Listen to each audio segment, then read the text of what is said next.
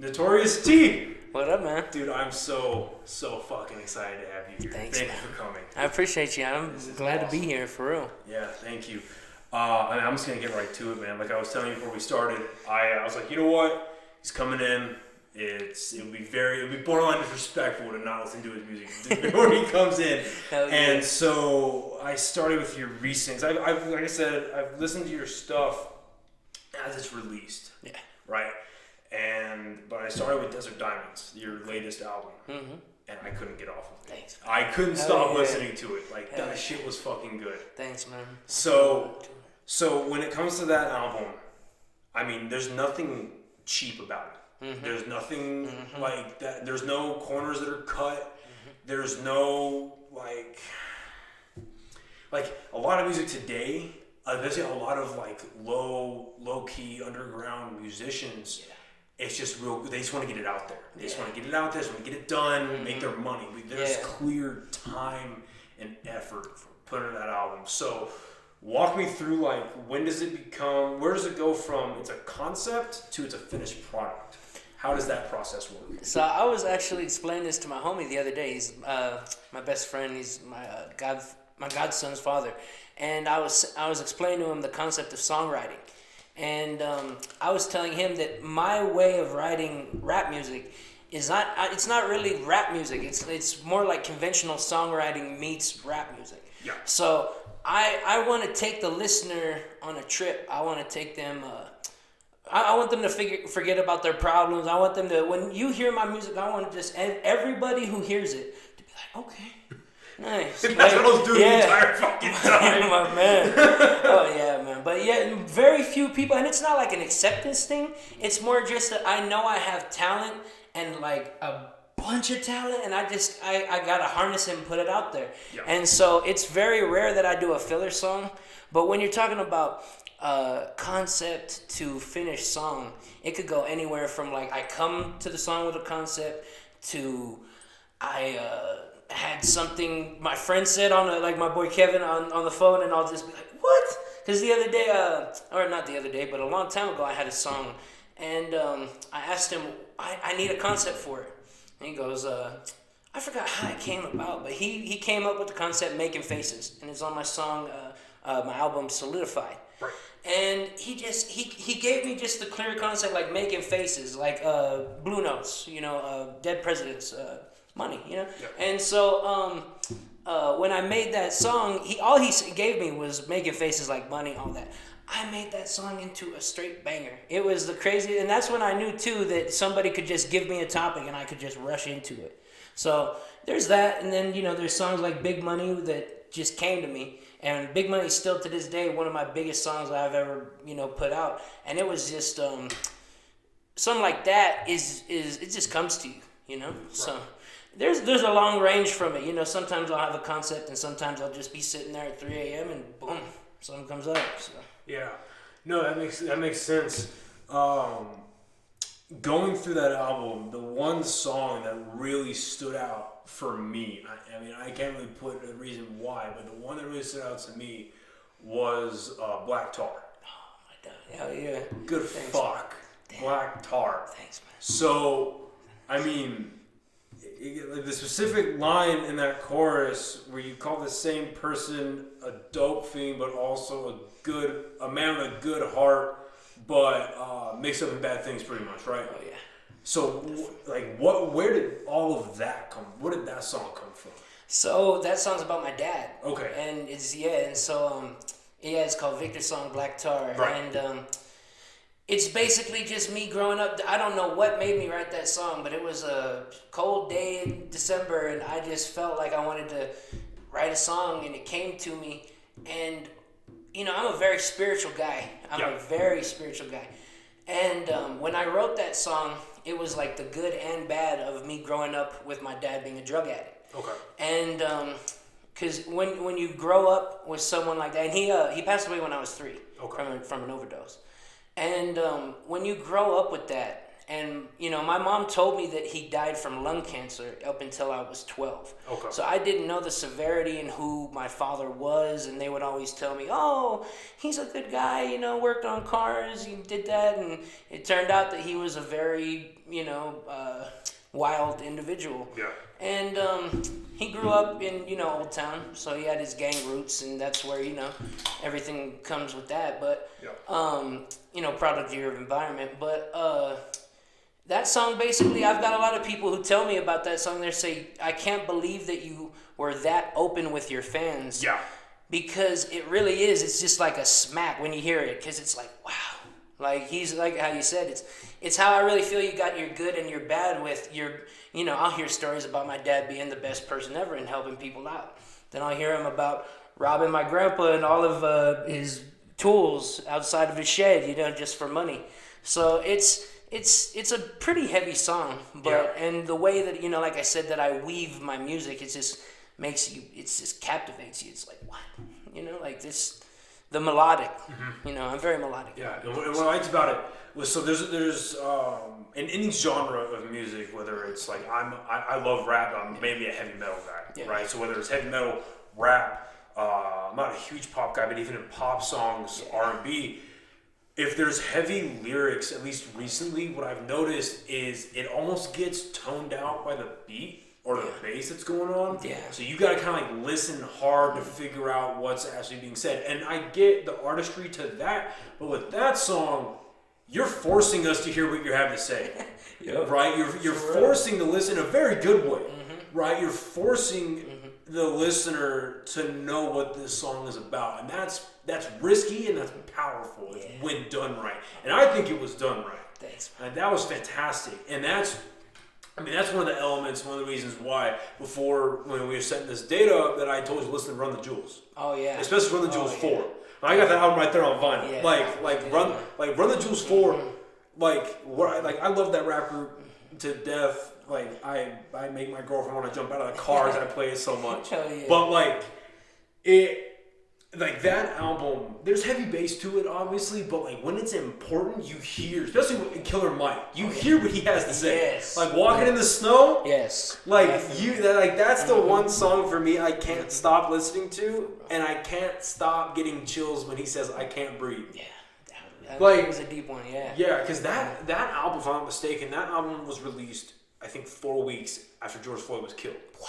Yeah, 4 weeks. I didn't check to see when it was released. So it was released like a week after my birthday.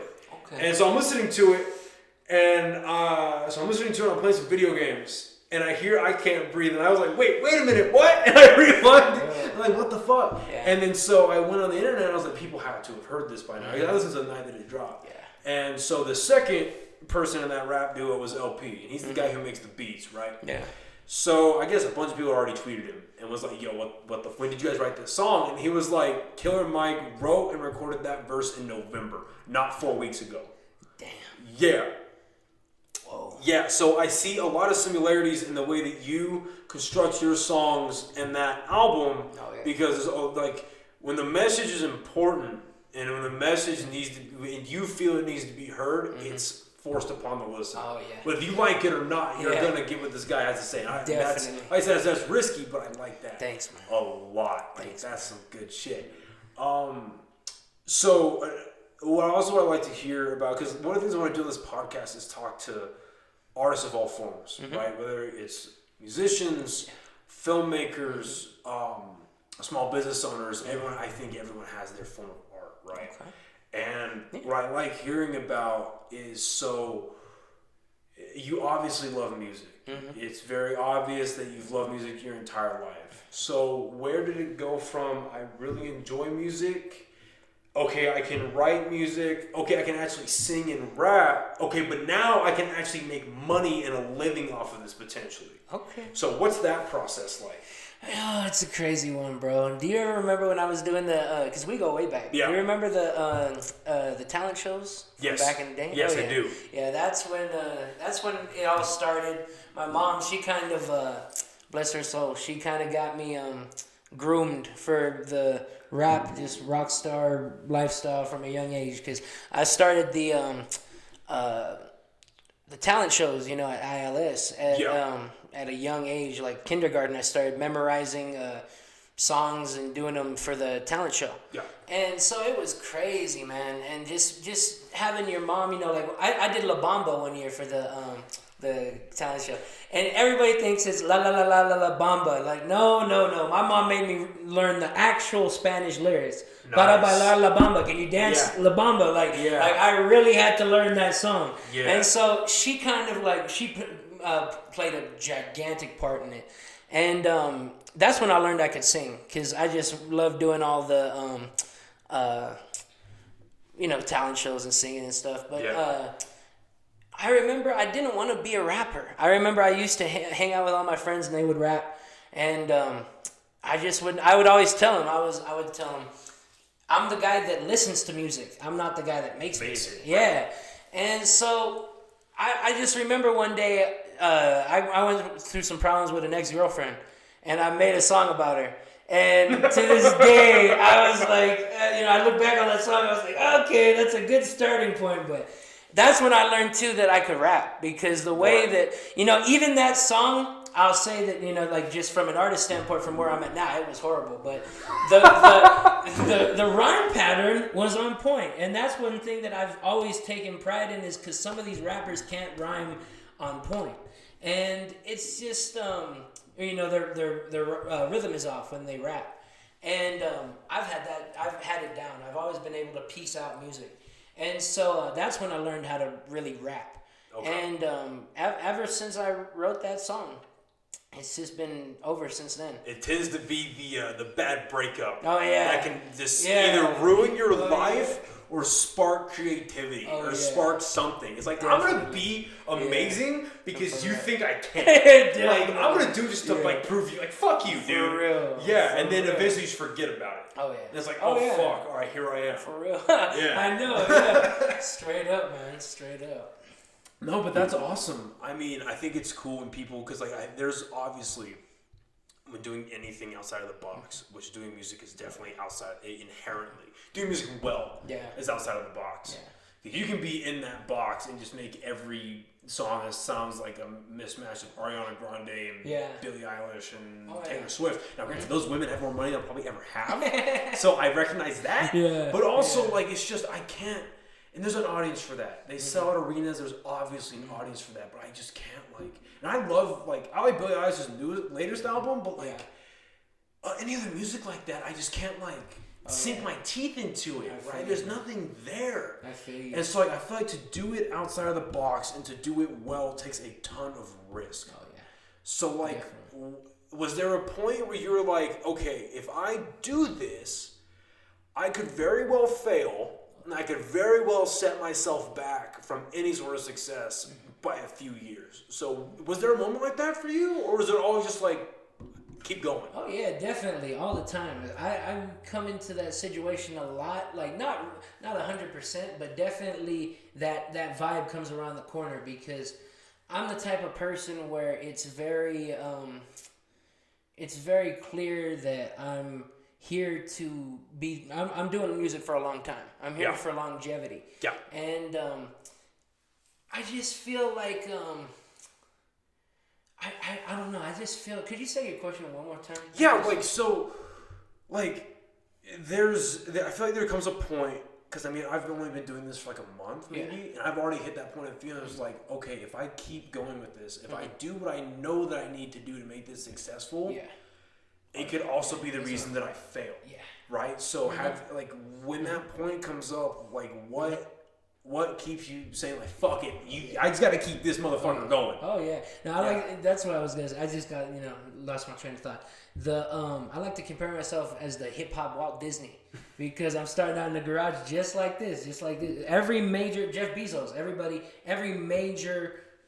anyone who's ever done anything starts from the ground up. Yeah. And so that's except for Trump apparently. But anyway, small loan of $1 million. Yeah. I feel you, man. I feel you. Now, some people see that's the type of person I am, man. I'm very genuine, so I feel like everyone comes from. But you're right. There's people that get handouts for sure. Yeah. But yeah, when it comes to like that vibe that you're talking about, like just knowing that you could, yin and yang, crash, fail, succeed, everything. I know what you mean, and it's definitely, look at the stock market. I mean, you can have everything one minute, lose everything the next, Yeah. And so it's I know what you mean, and I'm always ready for that challenge, especially in the music industry, because Lil Boosie, he had, I think, 11.4 million Instagram followers. He was going live every single weekend for a quarantine little live session, getting 500,000 viewers per live session. They cut him off, and he had to get a brand new Instagram. I think right now he's at 300,000, but 300,000 versus 11 million. I didn't hear about that. So was there a reason why he basically got banned? He was doing a lot of off the wall things, but it wasn't anything to get banned. He would tell them no nudity, dance to the song, like it was just things with girls and stuff like that. And Instagram has been going back and forth, shutting things down. Instagram has Instagram and Twitter. Mm-hmm. Facebook's definitely there too. Yeah. But Instagram and Twitter have a huge problem of banning and I think more importantly, shadow banning people. Yeah. Mm-hmm. There's a huge problem with that. And most of it, I mean, I didn't hear about him getting his shit kicked in, and that sucks. Yeah. But a lot of it happens to not even far right activists, just people who say Donald Trump isn't that bad. Bam! People who express any sort of conservative opinion, they get just kicked off to the winds. They have a huge problem with that. Mm-hmm. So with his case, was there any accusation of like an underage girl or like nothing like that? That's why he made a joke of it. I don't know if he purposely made a joke, but he goes, "Mark Zuckerberg, I need you to get my Instagram back." He wasn't trying to hurt him. Zuckerberg, he's got that problem too. He bans, like, I know a lot of my friends who are on Facebook, and they just fucking share memes. Yeah. And they share memes, and they bring awareness, obviously, but they're making very dark jokes about like the human trafficking situation, the pedophilia situation, the Netflix situation, all that shit, and then it gets them banned for 30 days. Yeah. Banned for 90 days. Yeah. And it's like, why? Mm-hmm. Fuck you! Like, it's the truth. It is, yeah. I think there's a huge problem with censorship in this country right now, and I'm in the camp, and I got this rhetoric from Rogan's podcast, and I'll preach this to the day I die, is I think social media is getting so big right now that there's an argument that it's a utility, that it is a mainstream form of communication, which is what it is. And the problem is right now it's a private business, so they can technically do whatever the fuck they want. Yeah. Right? You're right. So I think there needs to be a conversation among our government leaders that's like, hey, we need to ensure free speech is enabled, because how do you get all your news these days? From fucking social media. No, obviously people will go to Fox, CNN, NBC.com, but most of those links are already shared on Facebook. Yeah. So why the fuck wouldn't you? Oh yeah, definitely. And I feel the same way. Yeah, granted, I've never faced that just because I just try to stay away from that, especially now. But I just see all these things happening, and it's like we know where this leads. There's examples right now of where small censorship leads. And my argument is I think no one should be censored on the internet because we're in a post-Hitler world. So we know what hate speech is. We know what a clear brainwashing of the masses is. Say what you want about Trump, but he's not fucking Hitler. He's not. Has he said some racist shit? Totally. Has he said some misogynistic things? Yeah. Totally. Does he hate women? Probably. But he's not about to exterminate an entire group of individuals. Yeah. You know what I mean? He's not about to do that. So, and I have, maybe this is blind faith, but I have faith in the general populace, at least in our country, that if there is an idiot with a loud voice on the internet, on TV, most people will be able to say, hey, he's a fucking idiot, let's not listen to him. And in the pocket of people that do, they just look like fools. Oh yeah, definitely. So I think we got a huge problem with that. For real. But speaking of community, so you mentioned earlier that you wanted to drop your video, which came out today. Oh yeah. You wanted to drop your video on Halloween, but a colleague of yours put one out. And it was like, okay, I'll do it the day after. And another colleague put out. Yeah. And that kind of brought up the idea of, because your music has a lot of respect and a lot of love for Albuquerque, which is needed right now, because Albuquerque is suffering. Yeah. Right. And Albuquerque's been suffering. Yeah. But I mean, we're suffering more and more, especially under the leadership we're in now, under Keller and Grissom. Yeah. So, I guess starting on the idea of mutual respect between the artists, what is that community like? It's so. I mean, there's a lot of artists that are afraid to work with other artists because of their potential. There's a lot of artists that are afraid to work with other artists because they know that they're like I said, they're potential, but they're haters. A lot of them are haters. I've experienced that from a couple of my peers. There's toxicity. And it's just it's very, everyone in New Mexico. That's the thing about the hip hop scene in New Mexico, is everybody's trying to be the man. Everybody's trying to be the number one, the one that makes it out of here. You know, I've heard so many people say they paved the way, you know, and do all this dumb shit, and it's like there's a lot of rappers that have done a lot of dope things, but nobody has broken out of New Mexico and made it like to the point where you can walk down Rodeo Boulevard in Los Angeles and you get stopped. No one has made it that far. And I'm not even, I'll be blessed to be in that position one day if God, you know, gives me that. But you gotta have that mindset, because if you're gonna go around, you know, New Mexico being the man, and you know, all these people wanna, like I said, it was never an acceptance thing for me. Yeah. You know, I did this because I got talent and I love music and I'm here to, you know, make people happy. It's not, you know, I didn't come in here trying to be flashy and, you know, do all that. That's why when I worked with Saucewalk in Houston, they were tripping out, because usually in those videos where he's working with other artists, everyone's got, you know, diamonds, all that stuff. You know, I went there, I didn't bring my jewels, I didn't bring my anything. So they saw the raw talent, and I got one of the best feedbacks out of all the artists he worked with. And that's hitting different, right? Oh yeah. Okay. Yeah, okay. Just making sure. Yeah. Yeah. But I might have gotten off topic again. No. You're saying just like how a lot of artists here. Oh yeah. They're just very flashy. Yeah. There's almost like there's not a lot of respect. Yeah. Oh yeah. No, that's what I'm saying. Like I said, I could have dropped my video on any of those days, man. Like, especially with my platform as big as it is, I could have dropped my videos on any one of those days. But I got a lot of respect for my friends and those artists. There's a couple artists that are like me, you know, that share everything, and you know, a lot of artists won't even share another, you know, artist's work. The other day, my boys released that music video. I shared it on my story, you know, stuff like that. I saw that. Yeah, it's mutual respect when it comes to me, and that's because I know hard work and I know talent when I see it. And I'll work with artists all day, and I'll show them love. But they gotta, you know, give me that love back.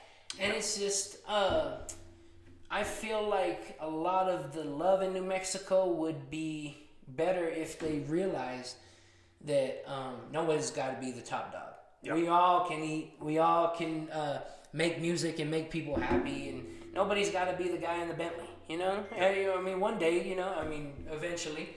But you know, that's just how everybody's so envious. Yeah. So I'm trying to do something that nobody's ever done before, you know? Yeah. And the hip hop community here has kind of been, it's very small, but it's a lot like Los Angeles, because everybody kind of knows each other, and everybody knows everybody's, you know, it's a small town. Yeah. And, well, yeah, that's funny you say that, because like, sorry to cut you off, my buddy, he told me this a couple years back, and it kind of stuck with me. He's like, Albuquerque's a big city, yeah, but it's a small town mindset. Yes, exactly. That's what. Yeah. That's exactly what I mean. Yeah. You can't work with this guy because he's done stuff with this guy. You don't like that guy, you know. Right. So exactly stuff like that. But when it comes to respect, man, I got it for everyone who's got it for me.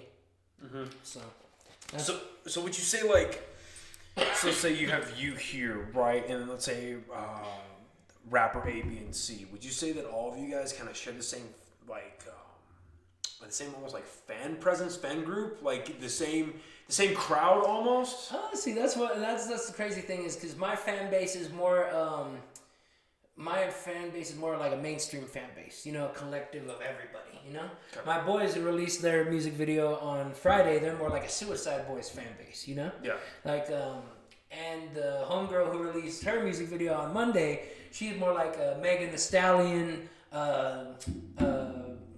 What's her name? Cardi B. No, not Cardi B. The Honey Cocaine. She's like a Honey Cocaine and mixture. So you know, everyone's got their own. See, that's what I was saying. I try to appeal to, you know, I go for the Drake vibe. I'm trying to go out there in front of 50,000 people. Okay. So you know, I try and make my music revolve around that type of vibe. You know, okay. Without being too that's what you're saying. Without bubblegummy. You know. Yeah. I never make anything bubblegum AB. You know, like I never do that. You know. Yeah, pandering. Yeah. Pandering's a huge problem, I think, in music right now. Yeah, and I'm not repetitive either. Yeah. That is true. Yeah. Mm-hmm. So, okay, so I guess, so what would be like almost the cardinal sin in this culture here in New Mexico? It's like people who are amateurs, they fuck up, they do things, but like you don't do the one thing. What's the one thing? If there even is a one thing. Yeah, I think the one thing that you got is not show love to New Mexico. Because they will just rip your head off. That's one thing I learned with Johnny Tapia, because he was actually my dad's really good friend. Yeah. Yeah, he was branded as Albuquerque's champ. Yeah, I know. Yeah, I know his son. Oh yeah. It's basically the Albuquerque's got that mindset. Whoever is, like I said, the top dog, they got to take them with them. You know, Albuquerque's trying to go with you. And it takes a lot of strength and spiritual fortitude and everything to put this city on your back, you know? Yeah. Because it's like becoming a mayor, especially like a Johnny Tapia status or John Bones Jones, you know? Yeah. Like anybody like that it's a big responsibility, you know? Yeah. And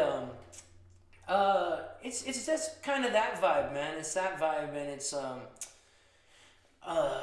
when it comes to like the whole, I don't know. The respect game is definitely shown by me and, you know, a lot of other, but Johnny Tapia and them, they show like how I was explaining. Albuquerque comes with you. So that's one thing that I think that is a number one thing. You don't have to, because that's one thing that I've kind of been 50-50 with. I can't be a full Albuquerque rapper, you know, because there's a local rapper and then, you know, there's, you know, global. There's, you know, branching out. You want to branch out. Oh, yeah, definitely. But don't disrespect where you came from. Yeah, that's it in a nutshell.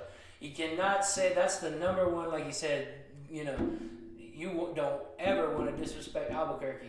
And some people definitely have a mixed feeling about that. You know, some people, I know a lot of artists who won't even say Albuquerque in their music. That's what I'm saying. Interesting. And they're, because that's what I'm saying.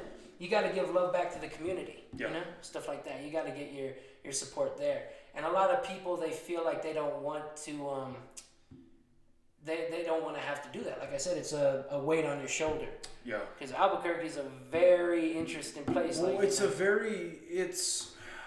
while yes, we are predominantly Mexican and Hispanic, there's a lot of different cultures here. Yeah. And I mean, granted, no matter what culture comes here, you're going to have some sort of Hispanic culture in your household. You're going to, right? But yeah, no, it's a very, family's big here. And I mean, that's why it fucking blows my mind that Grisham had the nerve to go on TV and say, don't have Thanksgiving dinner with your family. Did you see that shit? Yeah. You're like, do you not want a job? Like, do you not want to get fucking reelected? Oh, yeah. Like, that's going into LA and saying, hey, you can't make entertainment anymore. Yeah. Right?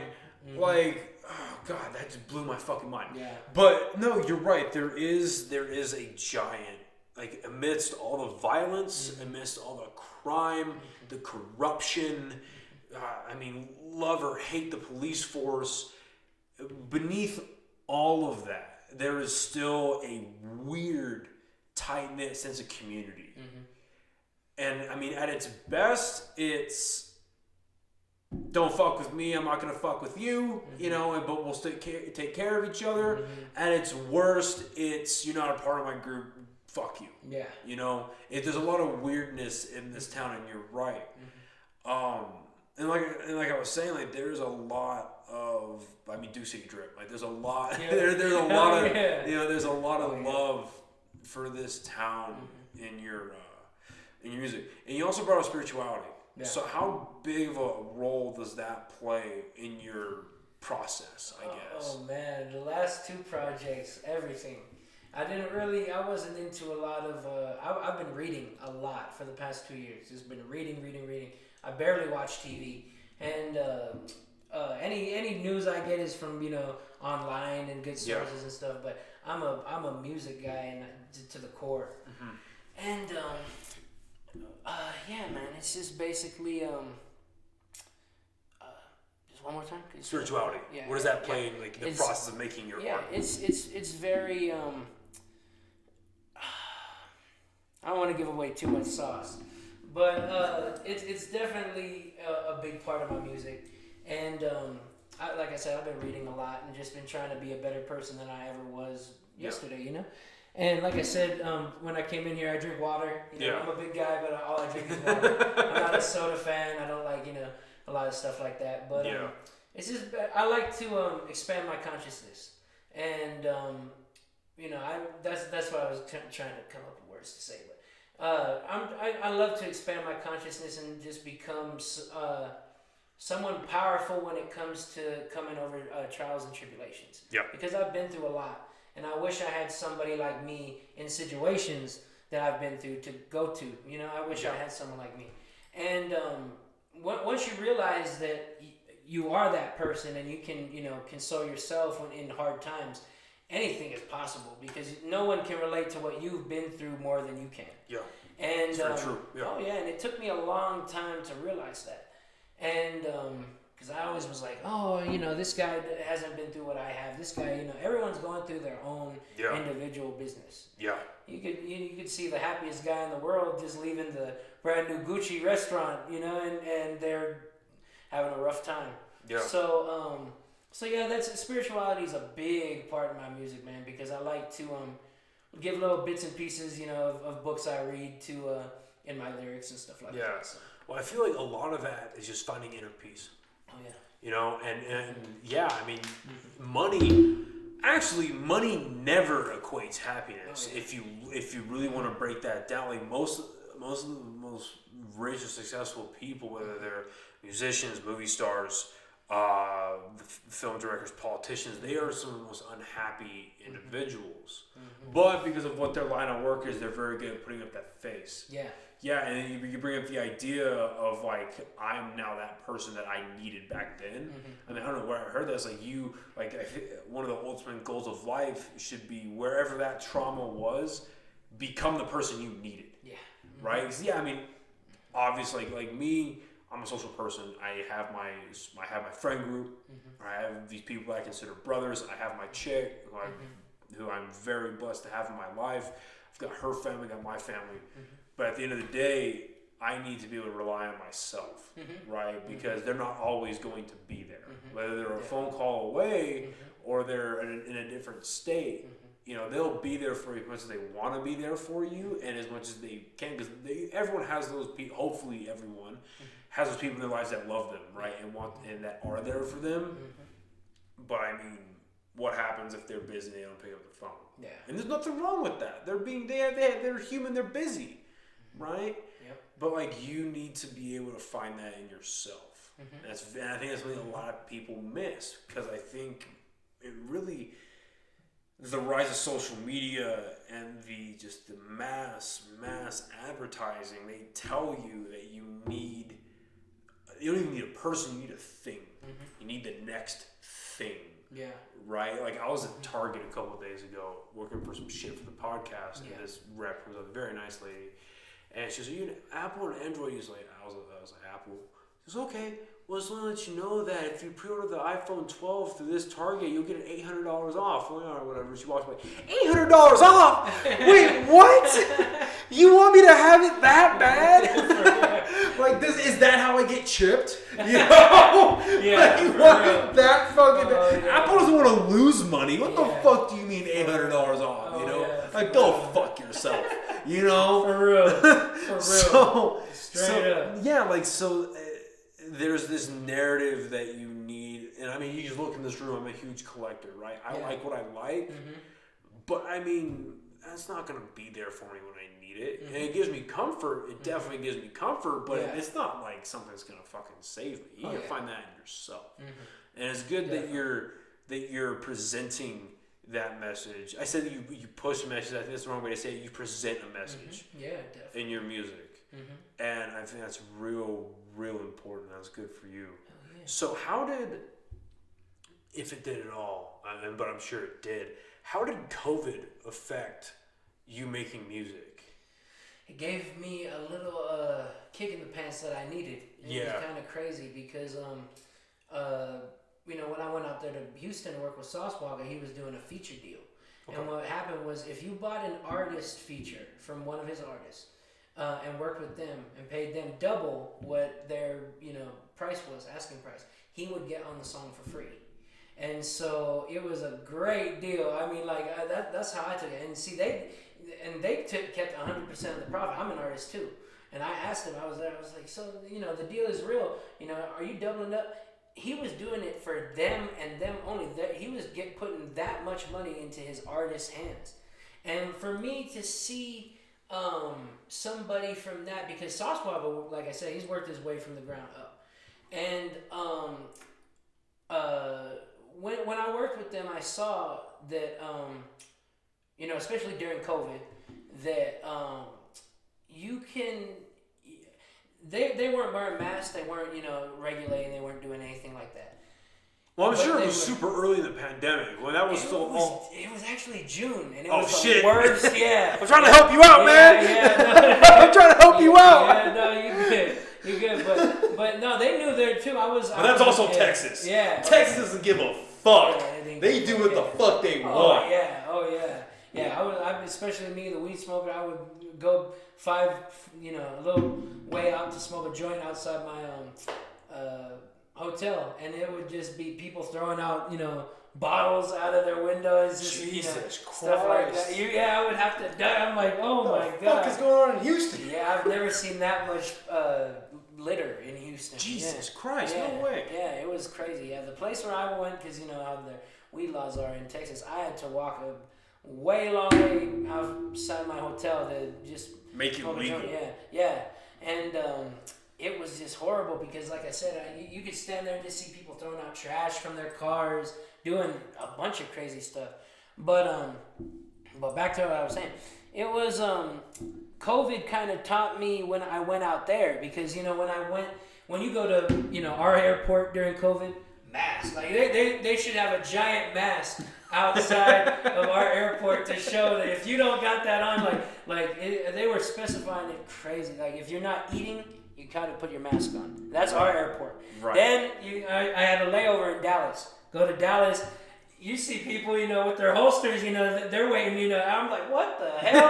I'm the Wild West. Yeah, no damn mask, everything, And do you like South Park? Yo, fuck yeah, I like South Park. The chin diaper, yeah. The chin diaper. That was totally Texas when I went. Jesus. Chin diaper season. And it taught me a lot, because one thing that I've learned throughout COVID too, and I wish more people understood this, you don't wear the mask to not get it. You wear the mask so you don't spread it. Yeah. And that, if more people would get that, then we could get back to normal. Yeah. I mean, my grandma even told me the other day, look at Australia. They are doing really fucking well right now. Dude, Australia's doing well, and then I think it was either Switzerland or Sweden. That's it was one of those two countries. They're the outlier because they didn't give a fuck from the beginning. They're like, you know what? We're not doing masks. Yeah. We're not doing social distancing. Yeah. If it fucks us, it fucks us. Yeah. But you know what? And they didn't have next to any numbers. Mm-hmm. So it's like how? So yeah. Now obviously there's a baseline severity. Like, it's a flu. Yeah. It's gonna affect you if you have pre-existing conditions. If you have all these different health problems, it's probably gonna fuck you up. Mm-hmm. Depending on your age and condition, possibly kill you. Mm-hmm. But when you see an isolated group of people like that, it's like, well, how serious was this? And then even look at Trump. The dude's 74 years old, overweight, sucks down McDonald's fries every other day. Now, granted, I get that he got better medicine, he has better experimental stuff, but still, like, if we know that dude can kick it in 5 days, then what the fuck did he take, and why are we not pumping our money into that? For real. Why not, right? That makes sense to me. Pump our money, all that stupid budget that they gave to bail out the corporations, that billions and billions of dollars they gave to them. Pump that money into that. Yeah. Dude, fuck a stimulus check. Like, just put the money into that so we don't even need a stimulus check in the first place. Yeah. Like, stop with these Band-Aid solution, even though we got fucking one. Yeah. But stop with the Band-Aid solutions, and there's your answer. Our president gave us the answer without even trying. Oh, yeah. You know? Yeah. But, no, it's crazy how a patch of dirt in this country can change a lot of things. Oh, yeah. For real. Change a lot of things. Definitely. But while you're talking about that, the features, I mean, that just dawned on me. You got to pay an artist to be a feature on your song. I didn't even think of that. Oh yeah, that's interesting. Yeah, that just dawned on me right now. Oh yeah, to get Drake on a song, it's 100,000. Jesus fucking Christ. Yeah, there's a level of tears when it comes. Oh, I'm not surprised. That doesn't surprise me at fucking all. But So break that down for me again. So it was so you had the individual that you wanted to feature on your song, but if you paid him double, his producer came on with you. Well, Saucewalk is the main artist, and he's a multi-million-dollar, huge Houston rapper, and so he's not a producer; he's a rapper himself. Yeah. He's a rapper himself. Yeah, the song was produced by my boy Don Major from here in Albuquerque. Okay. That's one thing I love is the song is homegrown. Okay. Everything came out of Albuquerque. Me and that beat came from Albuquerque to rock with Houston. So, Saucewalk, he owns a label, and it's TSF, the Sauce Factory. And he's got a bunch of different artists on that label. So he's created a fucking empire. Yeah, he's running Houston. And I worked with his, I think it's his cousin. Yeah, it's his cousin, Sauce Gohan. And if you paid him $3,000, because he usually asks for $1,500. Right. If you pay him $3,000, Sauce Walker gets on the song for free. That's what I was saying. And I'm an artist too, so that's when I went down and I was going, so does the other half go to Sauce? And he goes, no, this is straight for promotion and to get our name out there and stuff like that. So he's throwing you guys out there. Oh yeah, that is a good deal. Did that, yeah, that's the whole. When he was sitting in his Maybach, $1.2 million. It is what? Yeah, the Maybach. I got a Honda Civic and I love it. Here, yeah, for real, me too. Yeah, and then he's just. I just told him over and over again, thank you for putting on for the independent artist. Yeah, because he got a lot of flack for that too. Because you came up with $3,000 and you were trash. They wouldn't wouldn't put you on Saucewalker's main page. But after I worked with them and I got the song done, I went back to my hotel the next morning. I woke up in Houston, went and got me some barbecue, and then when I checked my phone, it was probably like 1 p.m. Saucewalker had reposted me on his page. Nice. And he's got 1.4 million followers, so that got 200,000 views today. I think it got 150,000 the first week, but it's got like 200,000 views now. That video. Yeah. Fuck. And everybody, that's why everybody, all the comments too were predominant. I shit you not, out of the 16,000 comments, probably only 100 were fucking derogatory or were being mean to me. And you're always gonna have those. Oh yeah. I've made a commitment to myself that, because again, I've got the same mindset. It's like I started this out like this is gonna be fun. I have a legitimate excuse to kick it with my homies now. Not that I ever need one, but now you have like a fun project attached to it, right? Oh, yeah. But then some things came up, some business things. I don't know if I'm legally allowed to talk about it, but some business stuff came up, and I was like, oh shit, I can make money. I might be able to figure this guy out. For real. But man, that's awesome that he did that for you, and I think it's super important. It seems like the most successful individuals. I mean, to go back to Killer Mike. Killer Mike just put out a song. I'm completely spacing on the name, but he featured with a rapper, and you go to his Spotify page. I don't think that dude's cracked 10,000 monthly listeners. Yeah. But he's doing that to help him out. Yeah. And who knows? Maybe they're like good friends that go way back, like you and I, or like whatever it is. But like the fact that he took his time to do that, right? Because even during COVID, if you're just gonna do it in your studio and put it out, that takes time. Because you're not just put out some shit, and that falls back on you. Yeah. You know. But yeah, I think that's real important for people to realize that, like, yeah, if you become successful, if and when you become successful, right? Go back to the idea of mindset. Like, now that I have this opportunity, it's like, I'm going to make this successful.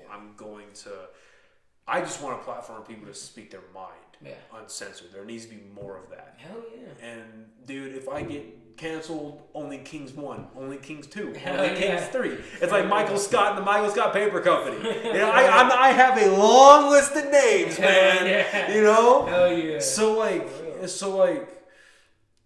as long as you have that mindset and when that time comes that you achieve it, don't forget where the fuck you came from. So if someone comes to you and asks for help, and if they come to ask you for help and they have the financial and the talent to back it up, you almost have a duty to help that person out. Because what if that person wasn't there for you and then you're not who you are now? You know what I mean? Definitely. So that's awesome, man. Good for you. Hell yeah, thanks. So it was the main rapper is, as I've listened to the song, I've just so many fucking names. Yeah. Sauce Walker is the dude that is the whole Houston game. Yes. And then his cousin is Sauce Gohan. That's a good fucking song. Oh yeah. Definitely. Like, that's a good fucking song. Hell yeah. Like, and I'm not a weed smoker. That's just not my thing. Yeah. Right? But that song's not even about it. Yeah. It's just about when you know you've got something good. Oh yeah.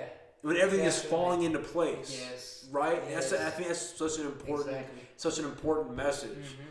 Like, I feel like, and again, it's brought up a lot. I take a lot of inspiration from people like Joe Rogan, Lex Friedman, and like the whole group of people who are doing the new age of podcasts, I guess. Yeah.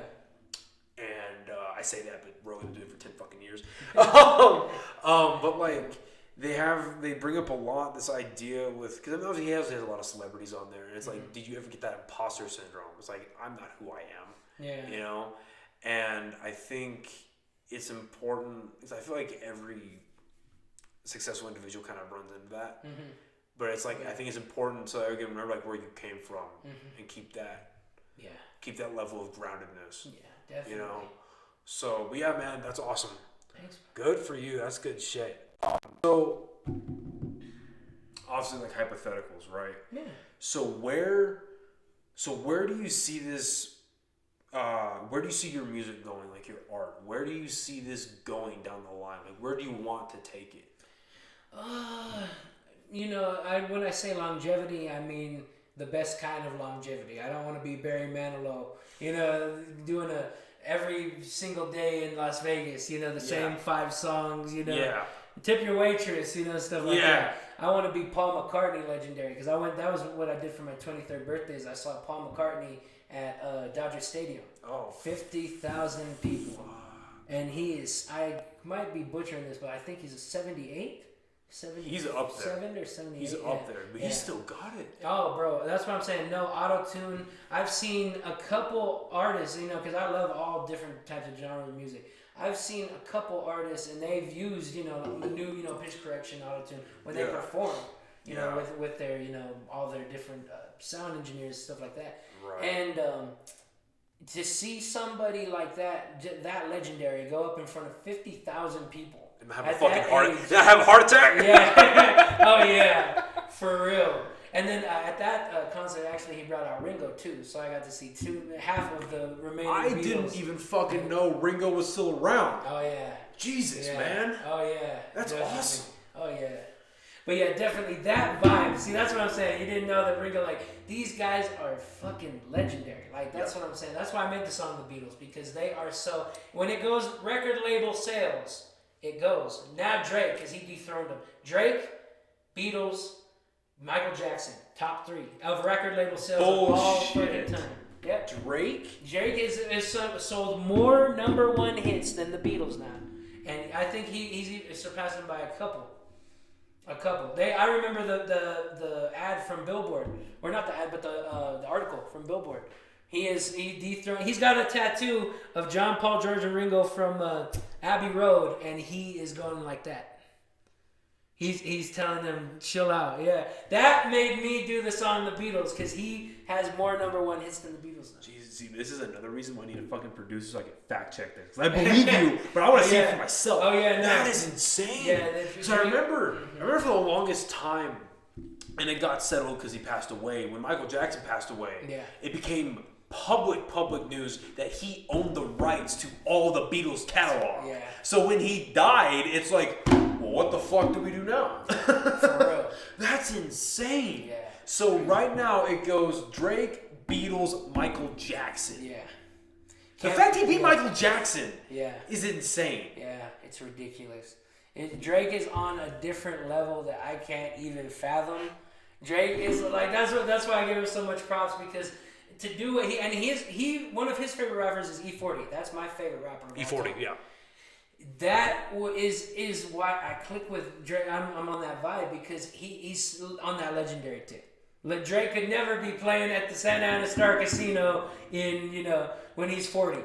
He's gonna be doing whatever the fuck he wants. Yeah, or like I say, like Paul McCartney status, like literally.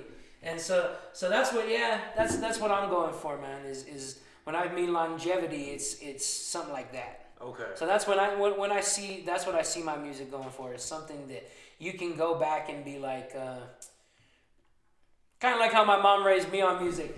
She taught me all these great Beatles. She taught me all this. And then when I got up there, 18, 19, I would be like, hey mom, have you heard of Phil Collins? Phil Collins? I didn't teach you Phil Collins. I've heard of him myself. John Denver, a lot of different, artists that I like. And, but yeah, something like that. Something so legendary that you could be, your kids, you're like, what? Yeah. How do you know about Notorious T? We were bumping him during COVID in 2020. During the pandemic. Yeah. That's interesting. It's funny about your song, The Beatles. I was listening to that last night. I was driving home. Nice. And I got distracted driving. I was trying to count all the fucking references. Oh, yeah. My God. Yes. No, that's a damn good song, man.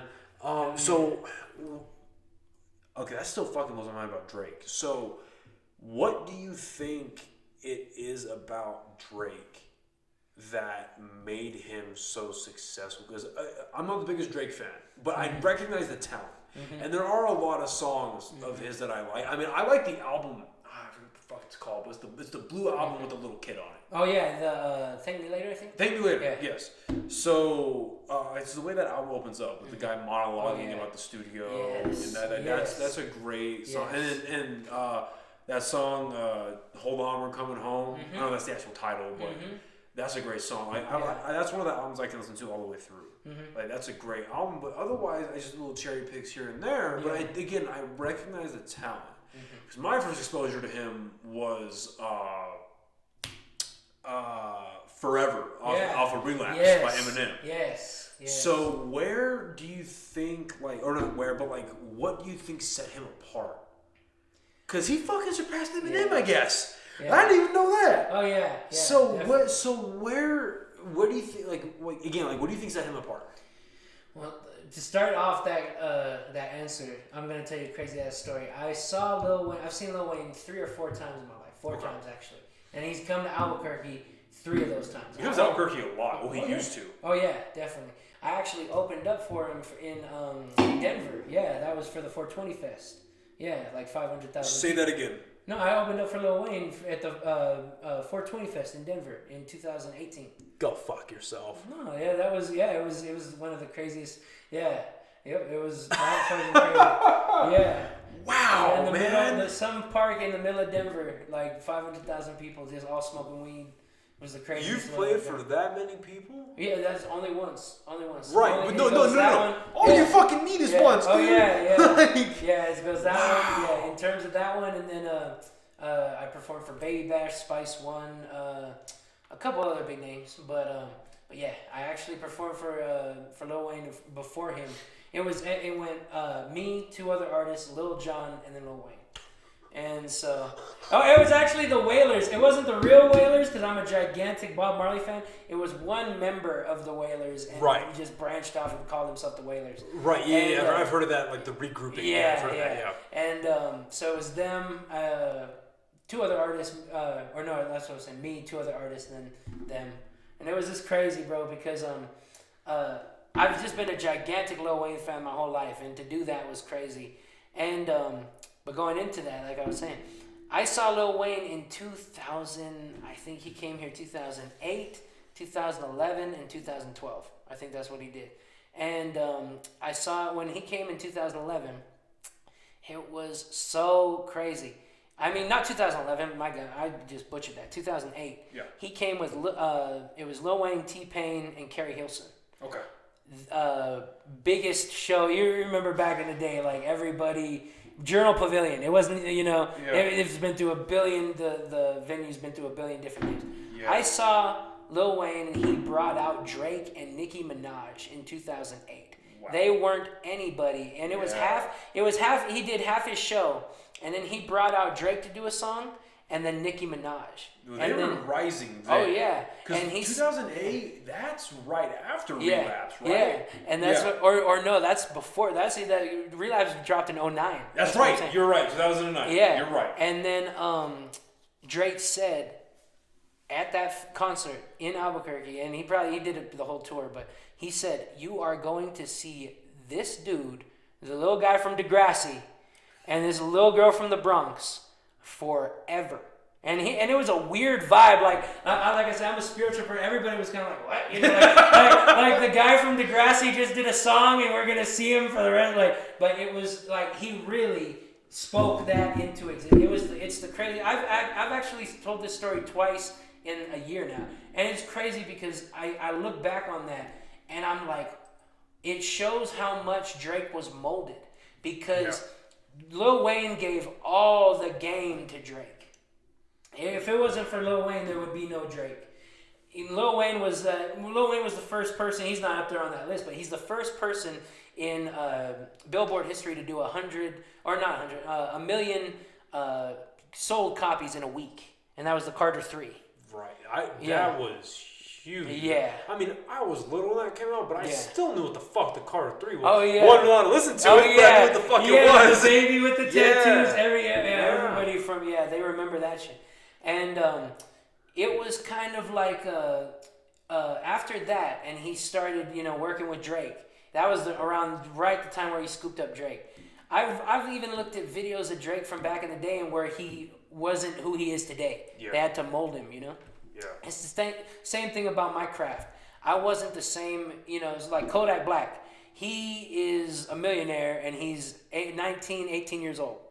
And he's got all the jewels, everything. I thought he was in his fucking 20s. No, that's what I'm saying. Some of these you look back and you're like, damn, because it's like, why can't I? But that's what I'm saying. I wasn't on that level when I was 18 or 19. Yeah. I was, I'm barely getting there right now. And so that's what I'm saying. When you say, how do you think Drake got to that level? I think it was years of molding.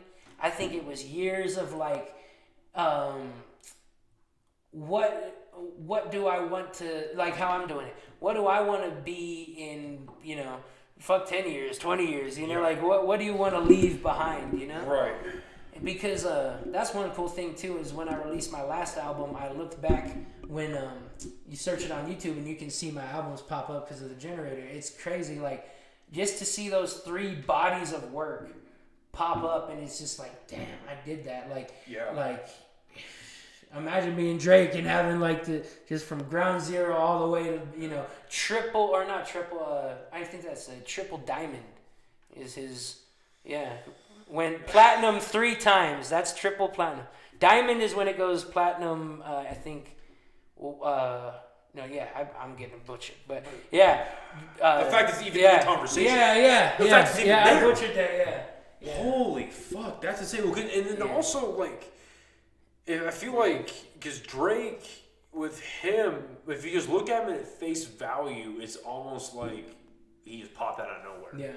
But when you get when you get the first hand insight and when you start looking into it and studying it, which is very obvious that you have, it was, like you said, it was years of molding, a lot of hard work. Because Lil Wayne, say what the fuck you want about him, but he's talented. Mm-hmm. He has a stupid work ethic. Mm-hmm. His work ethic almost killed him a couple of times, and it's not like he's just gonna take anybody and just say, fuck it, I'll make you the next rapper. Yeah. Right? It's I almost thinking about this now, I would almost equate that to the same way that Dr. Dre picked up Eminem. Yeah, exactly. Right? Exactly. And risk in their own respect, but risk nonetheless. Yep. Because what if Drake would have crashed and burned? Then there's a huge hit on his reputation. Yep. And man, that's crazy. And I think so. Drake hasn't retired from music, obviously, right? I know Nicki Minaj has. A little bit, right? Like she kind of came out and was like, "Yeah, I'm gonna hit a pause at least, a hiatus." She does the biggest songs that are presented to her. You know, like 6ix9ine. She just did his song with 6ix9ine. I know that. She's basically the Floyd Mayweather, and that's the best way to describe Nicki Minaj. The Floyd Mayweather of rap music, you know. And you know, she's always taking credit, you know, and jumping on, you know. Like LeBron, I'm retired. Right back in the season. Well, that's fucking Brett Favre. How many times did that dude retire? Like 3-4 times. You see this fucking 50-year-old man on the field. Like, dude, you are going to die. I know, yeah. There are these absolute 20-year-old monsters on the field. They are going to put you in a home. For real. For real. Straight up. But yeah, that's insane, man. Like I learned a lot right now. Like holy fuck, that's crazy. So. If there was a person in the industry right now that if you just snap your fingers and work with, who would that be? It would probably, if it's that easy, I would have to do my top 5. Yeah. I would have to go through my top 5. But E40, that's my favorite rapper of all time. E40, Kevin Gates, Freddie Gibbs, Burner, and Bone Thugs. Bone Thugs and Harmony. Those are my top 5. Yeah. Classic. Those are my top 5. Yeah. So why are they in your top? Obviously, I'd imagine you take a lot of inspiration from them in your music. And now it's funny when you're Bone Thugs and Harmonies. I hear a lot of that in your music. Oh yeah. Now that I think about that. Oh yeah. Yeah, I definitely do. Because I remember I was listening today and I was thinking about it. I was like, okay, yeah, he can rap. Yeah. I know but the motherfucker can sing too. Yeah. Like there's a lot of rappers that can rap and they're good at that spoken word, rhyming and rhythm and everything that goes into making a good verse and a good chorus, but they cannot fucking sing. Yes. I love Eminem, but the dude can't sing. Yes. I love his music, his older stuff, to death, but the dude can't sing. Yeah, for real. So what? I guess I'll rephrase my question. So what inspiration? We'll start with Bone Thugs. What inspiration do you take from them?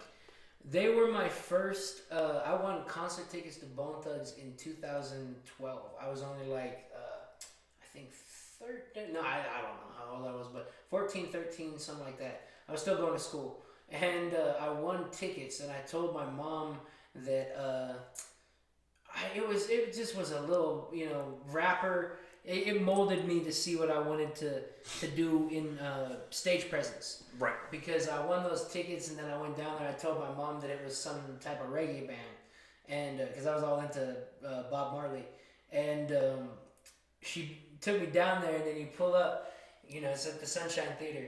You pull up right after the tunnel, and then you pass Tucanos, you pass the theater, everything. Yeah. She sees the gang unit, you know, just sitting right there, you know, and she's like, "What are you doing?" You know, the gang unit was there. That's funny. Yeah, and I'm 13, 14. I'm like, "What?" You know, I'm all like enticed. I'm like, "What?" You know, like this is crazy, you know. And so I get in line, and then I waited, and then when I told them my name at the guest list, they said, "Oh, you're VIP." I was like, what the hell? I did not win VIP tickets. I just won general admission. Yes, I do. I'm fucking 14. Yeah. VIP? Oh, yeah, exactly. And then they took me upstairs. It wasn't like full backstage VIP, but it was like upstairs to the bar and stuff like that. And so I went upstairs and I just was chilling. I got to see the whole concert from the balcony. And they performed. It was the first time they had been going through their own little like their beefs and their dislikes. You know, it's 5 guys in a group. You're gonna have clash heads. You know. Yeah. And it was their first time in Albuquerque that all 5 members had been there in like 4 or 5 years. Wow. And it was like 4 or 3 of them every year since then. But everyone was like in line, just bro, it's all 5 of them. Like, they like, and I didn't know who they were. I just was like, okay, I won free tickets. You know. Yeah. And so I saw them perform. And when the crowd, when the music hit the crowd, it was like, it wasn't Albuquerque anymore. It was Cleveland, Ohio, where they came from. You know, like everything was jumping and like it just. When I saw them do that, I was just fucking mesmerized. I just was like, there's been artists like that because, like I said, they're on some Paul McCartney level because when they performed those hits, and I was spoiled for that concert because they did every single song that I love today, and I look back and I'm like, oh fuck, but yeah, that's my inspiration with them is they just when I saw them walk on stage one by one and then they fucking hit you with the music, it just was so different than any concert I'd been to. Interesting. So different. So that was my Bone Thugs influence. Yeah, dude. Like, so talking about stage presence because, like, so I go to heavy. I've never been to a rap show. Yeah. I've only been to heavy metal stuff. Oh damn. Right? Okay. Yeah, never been to a rap show before, Nice. but I've been to a lot of heavy metal. Nice. And so, like, one that always stands out to me is Rob Zombie. Oh yeah. That motherfucker live. Like, dude, I saw him in 2016, I think it is. That dude's like in his late 40s, early 50s, and he's still running around. He's doing backflips. He's on stilts. They have this huge production. It's like House of a Thousand Corpses came to life. Like, he's got his own, like, brand of style. Like, if you look at an image, I'd say 8 out of 10 people will say Rob Zombie. Oh, yeah. Like, you can tell who the fuck that is. And the same thing with Slipknot. Slipknot is fucking violent. Yeah. Like, they are, whether you like their newer stuff or not, I know a lot of people don't, but like, their production on stage is just absolutely fucking brutal. And like, I mean, their drums, so they got a dude and his sole purpose in life is to hit a keg. Oh yeah. Like all he does is hit a fucking keg, right? You got another dude, his purpose is to run around and be a fucking maniac. Oh yeah, for real. And then their drummer, I forget his name, but they had this setup, I'll never fucking forget it. They had a setup where the drummer's here, he's in the back, and then it was like a scissor lift, and it brought him up and then hung him upside down. I saw that, And the dude's playing I know, I'm watching, is he gonna fall? I know, how's he not gonna fucking fall? So I mean, I don't think you have stage antics like that big. I don't think you have an upside down drummer. Yeah. But like, so for you, where, like, how much how much work goes into your stage presence, and what's your method, like, to like walking onto the stage again, like, because I feel like in my point of view, when it comes to stage management, you need to demand attention. Yeah. Not without being cocky, without being boastful.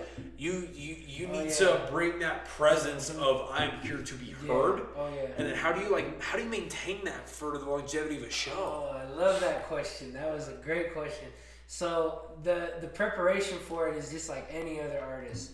I gotta, just smoke a couple joints in wherever I'm at, whether it's my car, backstage, anything. And then it gets Eminem-y, 8 Mile-y. I gotta have my panic attack in the bathroom. Look at myself in the mirror, and I'm just, freak out for like 15 minutes. But after that goes away, it's something magical, bro. I love performing. That's one thing that has hit me worse during COVID is not being able to perform. I could imagine. And, it's so. It's a different high. It's just like it's something that that everybody, especially like you said, when you do it right, it's just fucking amazing. And when I get on stage, like how you say, a lot of people don't, especially the first time I ever performed, ever. They weren't expecting a big guy like me to go out and just like kill the stage, And they're just like, or like when I go to LA for, like talent showcases and stuff like that. In front of a lot of people, it's just like, especially LA, they look at me and they're like, what is this fucking guy about to do? What is he gonna fucking do? That is so true. Yeah. Dude, I've been there. Not to cut you off, but I watched Avenged Sevenfold live. And they had an opener, and their gimmick was like horror rap. Yeah. Dude, they weren't good. Yeah. God bless them. God bless them. They weren't good. And like, because everyone was just standing there like, man, this is in Isleta. So there's a good amount of people. I was in the pit, so everyone's there. And they're just kind of holding their drinks, just like, you gonna do something cool, bud. And the guy, God bless him. He kind of he was doing his thing, and like mid-song, he just stopped. And I shit you not, I will never forget this for the rest of my life. He stopped and was like, I know I suck, but I don't see none of you motherfuckers up here. And it's just like, bro, we didn't come to see you, but like you're attached. Oh yeah. So as a byproduct, we're here to see you. Oh, Why are you giving up? Oh yeah. You know? So yeah, I totally get that mindset of the crowd. Oh yeah. That's crazy. For real. Oh yeah, and then I've experienced that a lot. And then one of the reasons that I say that is because when I went to LA for the second time to perform, I went up on stage and same thing, you know, like you hear like, what the fuck is this guy up there doing?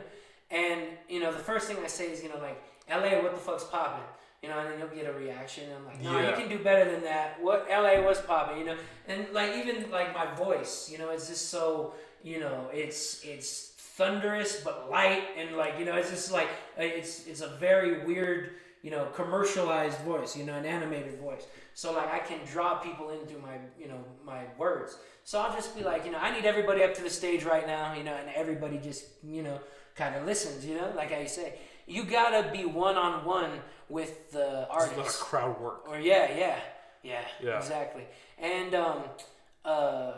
there's some crowds that are picky as a motherfucker, that you're just like, you know, there might be 100 people at the bar, and you know, like nobody's up front, and everyone's trying to be, and you're like, come up to the front, you know, nobody fucking comes up to the front, you know. Sometimes it's the audience's, you know, thing. I've experienced that a lot, especially when your style doesn't match where you're at.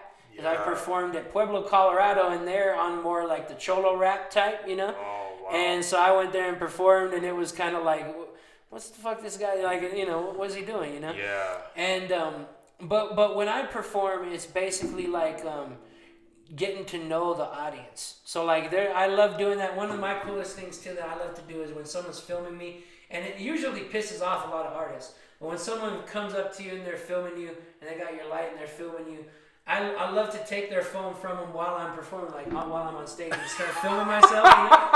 I've seen a couple of people, fucking asshole. Yeah, for real. And then they're just like, what the fuck, you know?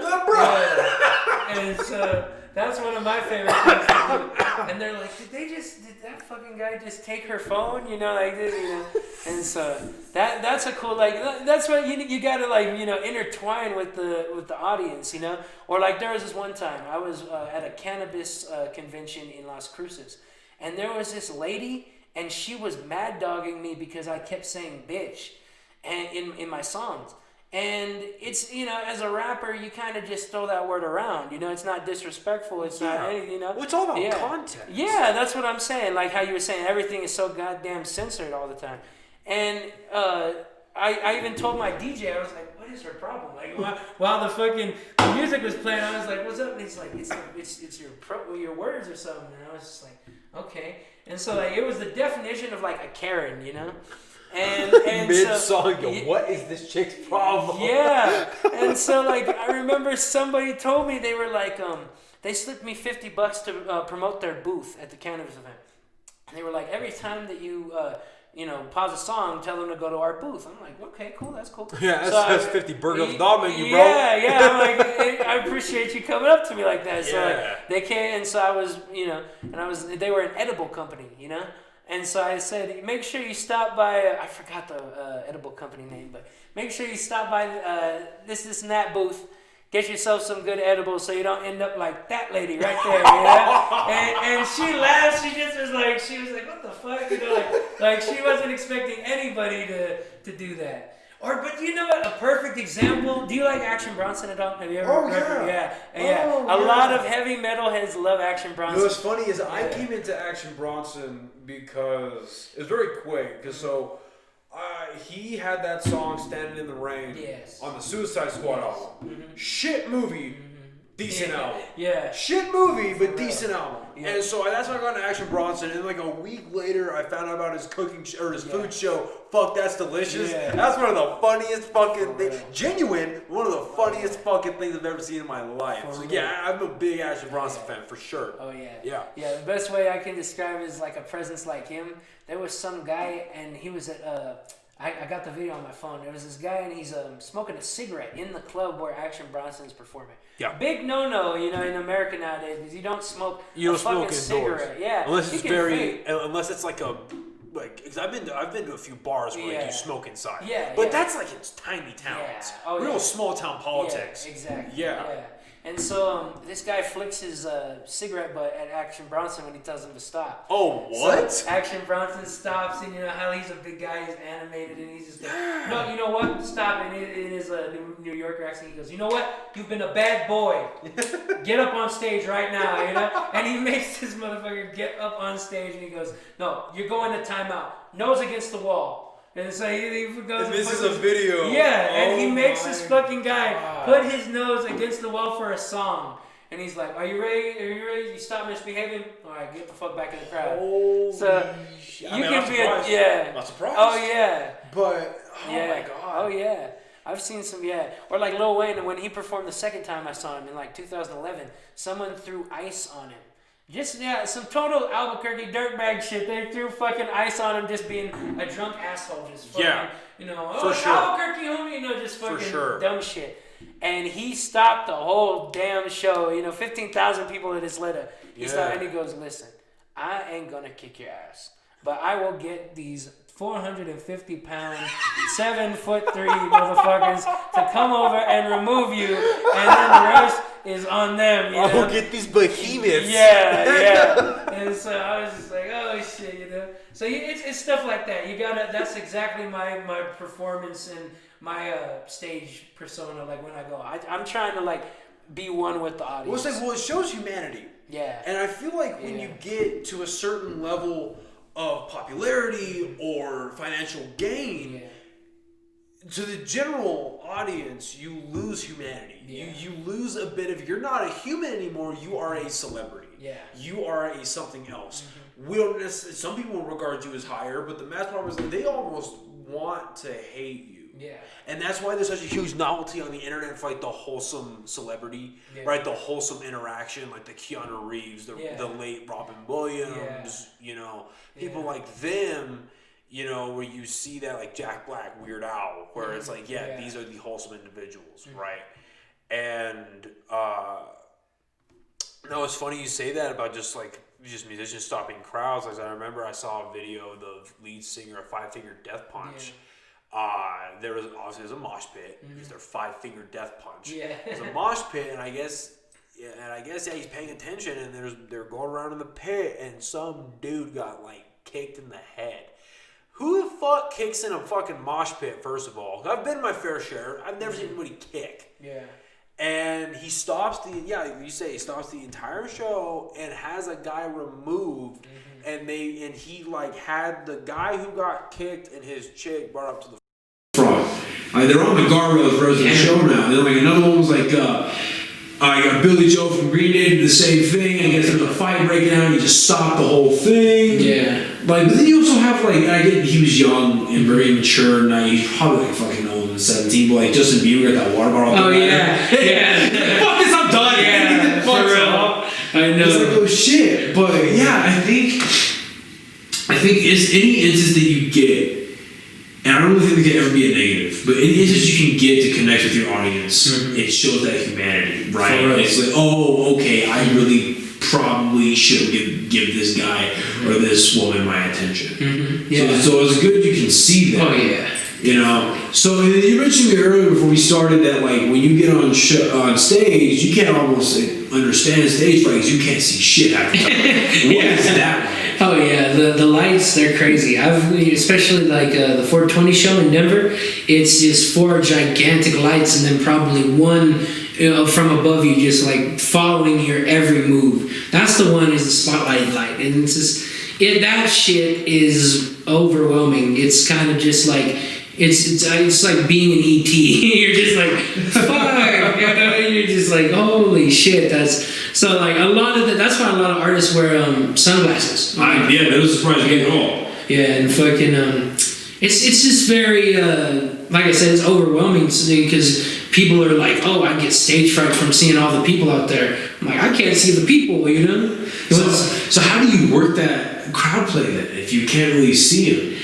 sometimes I get close to the edge. Like that's the best. That's the best part is getting to the close edge of the stage and then kind of just like maneuvering. Or the best edge is always most likely the easiest. Oh yeah. Especially in if you see someone, you know, especially like, you know, with signs or somewhere you want to bring someone up, you can see them like if you know kind of cover the lights with your eyes, you're like, okay, bring them up, you know, stuff like that. So you'll see them a lot, like how you said, like Billy Joel from Green Day and stuff like that. They'll just kind of like, you know, cover their eyes because they're like, oh, I can see you a little bit, you know. Yeah. So bring them up, but most of the time it's pretty.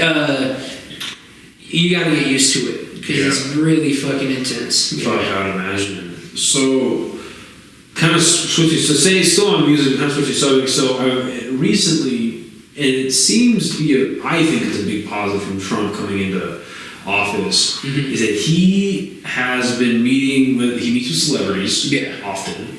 The big one being Kanye. And then that is almost encouraged, whether they're trying to retaliate or follow suit, it's encouraged a lot of musicians and a lot of celebrities to be meeting with, you know, government leaders. Most of them on the left, which is fine. Like, meet with your leaders, definitely. If you have that platform, fucking use it.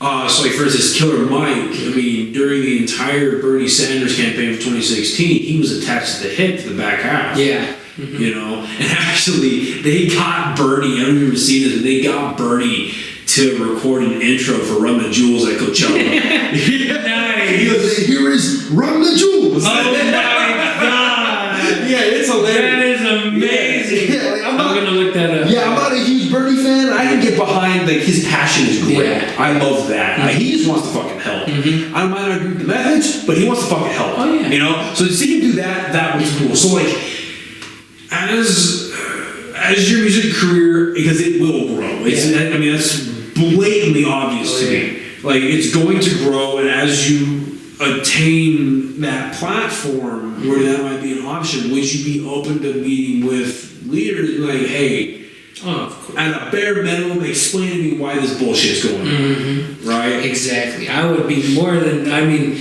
of course, I would love to meet with any and all, because I'm a very neutral guy. You know, I love Obama. I'm not a big Biden fan. I like Obama. I like a couple things that he did. I love the Affordable Care Act. I love things like that. But I would love to, especially like how you say Albuquerque's been the same for so long. And that's why I gotta be neutral, because, you know, my grandma, she's a Biden guy. She hates Trump, and she's just totally, you know, on the left. And you know, when I see people like that, you know, you've got to respect their opinions, obviously, but it's just something like you don't really. Some people aren't up to it, you know. Like I love having these different types of conversations. Yeah. When you tell, you know, my grandma about legitimate things in the Biden administration that are like, what the fuck? Like, she's like, well, no, that's not happening. You know, like he's a beautiful man. You know, he took the train every day home from work. Like, you know, it's different shit like that. And so I would definitely love to speak my mind more. And, you know, one thing that I am very passionate about is these statues getting taken down from Albuquerque, because my ancestors go back to 1706. I was actually like one of the, like I say in Duke City Drip, one of well, I don't say it per se, but I just say my roots are, you know, thick. My family goes back to the 17 founding families of Albuquerque. Interesting. And so I've got thick, you know, conquistador blood and stuff like that. And when people, you know, Spaniard blood, and you know, I make rap music, and you know, I have a lot of, like I said, my style is very mainstream. I get love from every different type of individual. Yeah. And so when I'm over here saying, you know, don't take down the Oñate statue, you know, stuff like that, it might raise a couple eyebrows. And I'm not a Trump supporter. Like I said, I'm in the middle, like, you know. And it makes people kind of, like you say, you can't say anything in 2020 without being like, what? You know? Yeah. And well, there's a lot of sectionalizing. It's like if you say one thing, you are definitely yes. You say another thing, you're definitely yes. So yeah, I get you. Yeah. And so I did, I saw how Trump was responding to these, rappers. So I actually sent him and Biden, like how Ice Cube did, different messages on their campaign websites about what's going on here. And it's two different ballparks. I mean, I can see why you want to take away the statues and stuff, especially in New Mexico. But there would be no New Mexico without conquistador. I mean, we have New Mexico history, you know, stuff like that. And just like any other history in America, when you go to a public school or even how we went to private school sometimes, it's very whitewashed. The information they give you is whitewashed. Yeah. And that's one thing that I think is I would like to do too if I could get a political or just a different platform, a bigger platform than I have now, is to speak about things that could actually, like one thing that I really wish that I could push is to get people to teach credit in schools. That would be one of the coolest accomplishments that I wish that I could accomplish. Meaning, how to read a credit report, how to... Yeah, stuff like that. They don't teach you how to do credit in school. They don't teach you how to do anything like that. And how to build credit, how to maintain, how to not go fucking bankrupt like half the state. Yes, exactly. Yeah, no, that's a good point. Exactly, and it's stuff like that. And I would, exactly, man. I would never go full because I've done things. I'm a rapper. I could never really run for, I don't think, president. But I would love to get into politics. Maybe just show what I'm about. Be an advocate. Yeah. Exactly. Because there's definitely too much to not stand for now. Yeah. I agree, and especially. I agree with you about the statues. I have a real problem with any form that it takes, whether it's that whitewashing we were talking about or it's the statues being taken down across the nation. I have a real problem with erasing history. Yeah. I have a real fucking problem with that because that is, you tend to repeat history whether you erase it or not. Yeah. That's just human nature, sadly, but you just make it so much easier. Yeah. And my thought process is, okay, you want to take down these statues that you deem aren't PC or they're racist or they stand for evil, and whether or not your claims are unfounded or founded, right? Mm-hmm. I think that's, regardless of that, it's history. Yeah. And you can't get rid of it. However, the middle ground that I find is if you want to remove from your state, fine, do it. Yeah. If the state wants to remove it, but find a fucking patch of land in buttfuck nowhere and make an outdoor museum. Put all these statues in one area where, you know what, if you want to go see these statues, here it is. Yeah. Right? The federal government shouldn't pay for it. The state should pay for it and have it voted on within the states so that those citizens don't bitch about getting these things removed. I mean, they're going to bitch anyway. But getting them removed and put them somewhere good, because there's something almost, in my opinion, there's something almost inherently evil about getting rid of history. Yeah, definitely. Definitely. It's just so nonsensical to me. Mm-hmm. I don't know how you could do that. So that would be, teaching credit in school, that's a good fucking idea. Hell yeah. It's such a, it's what I did when I was a teenager, and I was 19, 20 when I first got a credit card. Mm-hmm. That's not a good fucking age just to get a credit card. You know what I mean? Yeah. I have to pay for it later? Yeah. Well, later's always coming, right? Yeah. I looked into it. I had the good sense to look into it, if I don't pay this off, I'm going to be fucked. You know? Yeah. And, I've almost maxed out my credit card a few times, but that's fucking life. When you live on your own. That's life. But how many stories do you hear a day about a kid running out their credit card, a kid running out their parents' credit card? God, what was it? There was a kid in England, I think 6 months ago, who got their mom's credit card and dropped something like over $10,000 on fucking Fortnite stuff. Damn. Yeah. Fortnite and Twitch. Shit. Yeah. Damn. Yeah, so it's you need to educate these kids. Well, first of all, the parents need to get their head out of their ass. Yeah. And figure that out. But yeah, I agree. You should teach these kids how to be a fucking adult. I remember, for whatever reason, that mitochondria is the powerhouse of the cell. I'll never forget that. Yeah. But I mean, like, dude, if TurboTax didn't exist, I don't know, fuck with my taxes. I'm be fucking real. Yeah. And it's sad. It's a sad statement, but like, there was a year. God, I think it was like 2018. I forgot. I just forgot to do my taxes. Yeah. But then I look it up. I didn't even make enough money to do my taxes. Yeah. So it doesn't fucking matter anyway. You know, so yeah, that's a really interesting point. And I think a good thing to advocate for. Hell yeah. Yeah, man. Definitely. But it's awesome, man. I mean, so I don't know if you're allowed to talk about this, but so I saw a post on your Facebook a while back about you being involved with a certain producer. Okay. With Rick Ross. Oh yeah. What's the story behind that? So things went south real kind of quick. Shit. Yeah, no, you're good. I can talk about it. That's kind of crazy. So, and it's kind of cool because karma works in both ways. I'm pretty sure the guy that I'm working with is saying some crazy stuff about me, but this is all facts, man. See, what happened was after I did that song with Sauce Walker, it got 150,000 views on his page, like I said. And, one of those people are going to be someone big, I mean, it's just kind of like, picking out of a hat at that point. Yeah. And it was Rick Ross's affiliate for his label and Boozy's head A&R. And his label, Rick Ross, is Maybach Music, Yeah, right? Maybach Music. Okay. Yeah. And then Boozy's label is Badass Entertainment.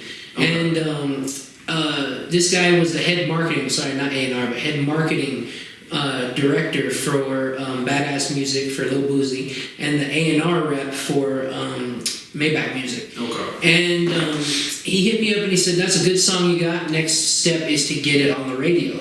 So I said, "All right, cool. Like let's do it." He contacted me. He called me. And he said, "All right, cool. Let's. What's your budget looking like? What can you drop on yourself right now?" And I said, "Well, $2,000. I mean, that's all I got right now. But what can you do?" He's like, "You ain't got to do all that. Send me 15." So I'm like, "Okay, cool." I sent him 1,500, and things went good for about 2-3 weeks. He got me a lot of radio interviews in Houston, LA, and New York. From home, so I didn't have to travel because of COVID. And that's cherry. Yeah, it was pretty good. And throughout that time, he was giving me the game of the music industry. He told me pretty much everything straight up from it takes $300,000 to break an artist. Like if you're really passionate, you've got a label behind you, they're going to throw $300,000 behind you real quick. But it takes $300,000 minimum to get your song played on every national radio station. And that's your label backing. Yeah, that's not $300K out of your pocket. No. That's people investing. Yeah, thinking exactly. you're worth it. Yeah, exactly. Okay. And he gave me a big sheet, a booklet of prices for radio play. So the only thing that I could do was the beginner package, like the 3,500. And so he told me, he said, "We got to go out to Houston." And this was the third week working with him. And he said, we got to go out to Houston. I was supposed to do a feature with Offset from the Migos, his baby mama, and another big name artist that I can't, he said, talk about, I can't really talk about that. Yeah. But they didn't go down because he tells me out of nowhere, you need 3,500. I tell him, that's cool. Can you give me 2 weeks? That's all I was asking for, 2 weeks. Fine, go, worst case scenario, go to, investors. Like you said, like I was trying to make that happen no matter what. And I tell him, can you do 2 weeks for me to get that up? He says, no, we can't do 2 weeks. We got to go next week. So I tell him, I can't do next week. Give me a couple days to see if I can get that for you. He goes, all right, let's do it. So 2 days pass, and I call him. I tell him, I can't do it. I'm broke. I can't do it in the time frame. Give me 2 weeks. Maybe I could find an investor, something, so I could get that. He tells me, no, this, and that. We got to go out. I try and work a couple magic in the next 3-5 days, and he calls me. He goes, are you ready? I tell him, no, I'm not ready. I don't have the money. So he gets a little, he gets a little mad at me and tells me that, this, and that about the music industry. And I tell him, if you were able to do the time frame that I'm talking about, we could do this, but you're rushing me. And he goes, well, send me 1,000. And I go, well, why? This is getting real sus. Yeah, that's what I'm saying. That's exactly what I'm saying. He says, send me 1,000. I'm like, man, I've never been hounded like this for money in my life. I mean, other than T-Mobile. I mean, what the fuck? And those fuckers will come after you. Yeah, they're being ruthless. So he keeps wanting all this 30. He wants. I already sent him the 1,500. He wants another 1,000 out of the 35.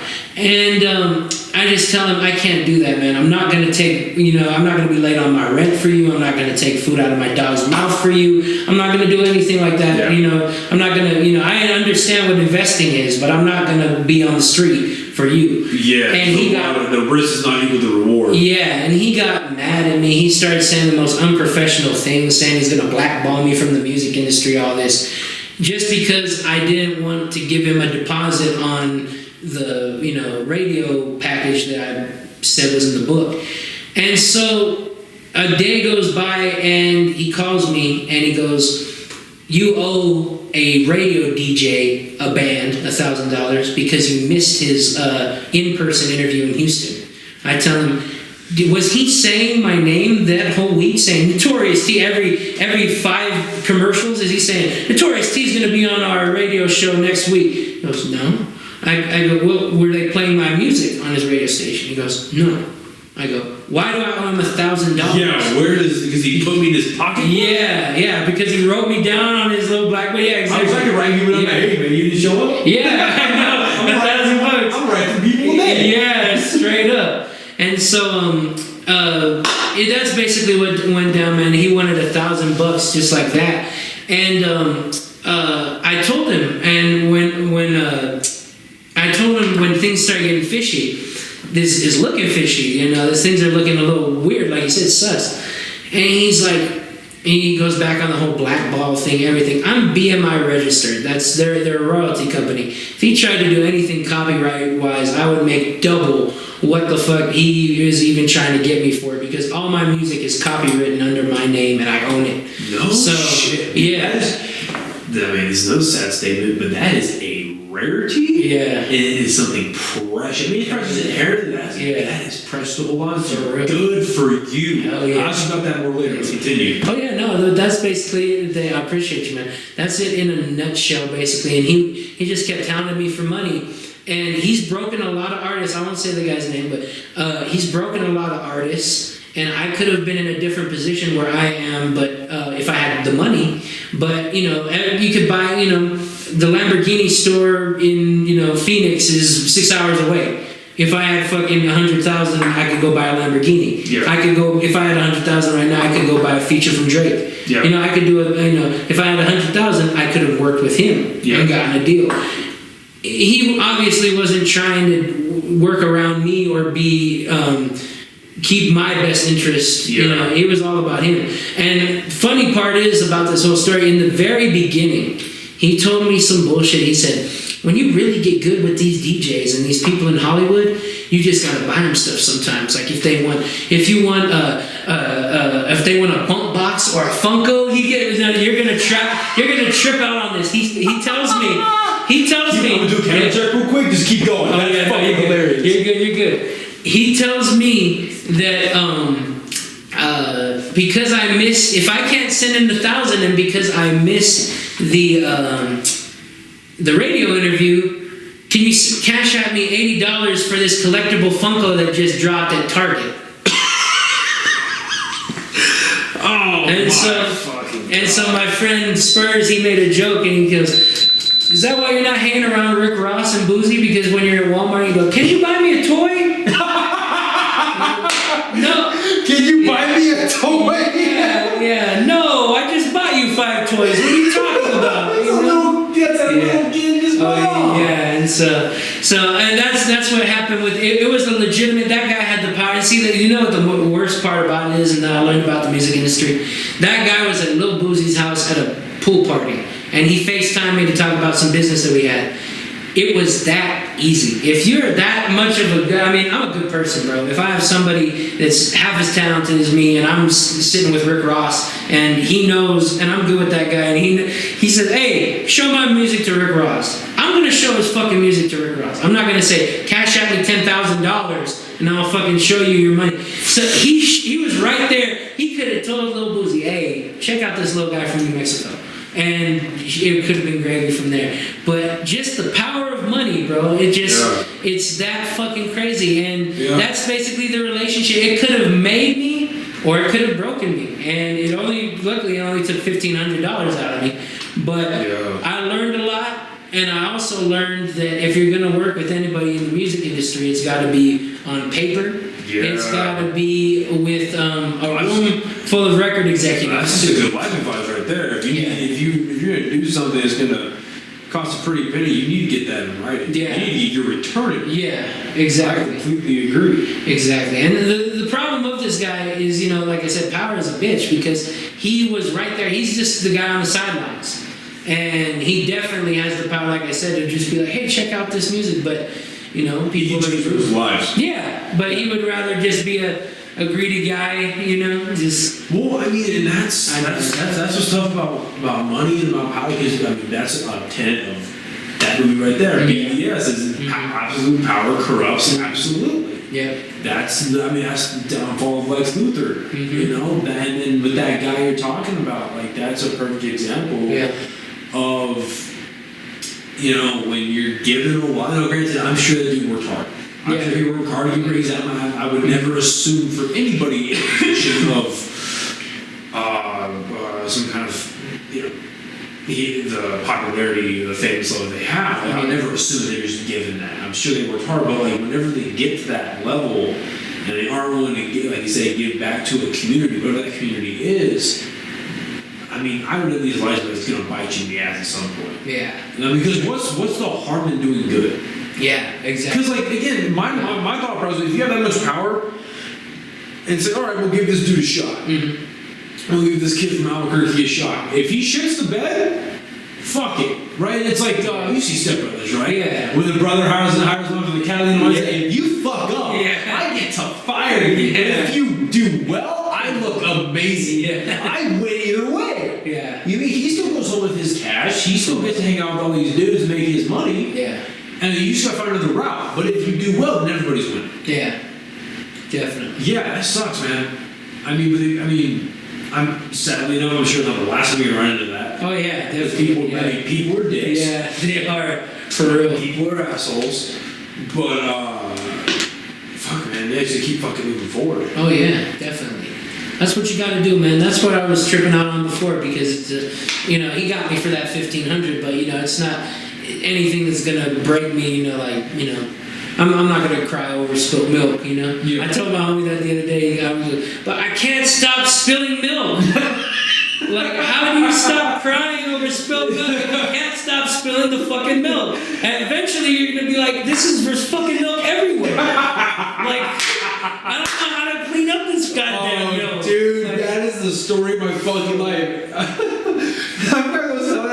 I don't like fucking milk. I don't enjoy fucking. I just can't stop. Yeah. I would love to not fuck up for a week. I'm sorry. Yes. Exactly. Yes. So we'll end on this one. So what is what you would like to say? What is so you dropped music video today? Yeah. Congratulations on that. Thanks, man. That's awesome. That's got another music video. Hell yeah. So what do you would like to see in the near future for yourself? And I know it's tough because of COVID. That fucking sucks. I couldn't even imagine what it's like to not be doing shows. Just not having that experience. But what's next for you? More features, more knowing me, and just knowing, like I said, how spiritual I am. I guess it's just more learning is in my future. Like more learning. No matter what I'm doing, I'm gonna be learning. So, but definitely, like music-wise, I'm gonna be doing way more features. Hopefully, some more shows, because Texas, California, and Arizona are pretty, I've seen a couple concerts happening, like roadside, or not the roadside, but the car concerts. Yeah, the drive-ins. Yeah, drive-ins, exactly. So hopefully some shows in the future, something like that. And just basically being more active on social media, just more trying to break into like maybe the skit realm, just to get a little comedic something going on Instagram, because that's always good for the algorithm on Instagram and stuff like that. And so maybe you might like doing it. Oh yeah. Who the fuck knows? Oh yeah, for real. But yeah, just basically just doing what I love, man. That's if I keep doing that, that's what I've been doing. It's gotten me pretty far. So if I keep doing that, I think I'm gonna be doing some cool stuff in the future. So. Fuck yeah. Alright, man, this has been a lot of fun. This conversation has been everything I wanted it to be and a lot fucking more. Oh, man. Thank you so much for being on here, dude. Thank you. It has been an absolute pleasure, and I look forward to seeing what happens next year. Thanks, man. I appreciate it. You too, man. Thanks for having me on here. Thank you for coming. Alright, see you guys later. Have a good one.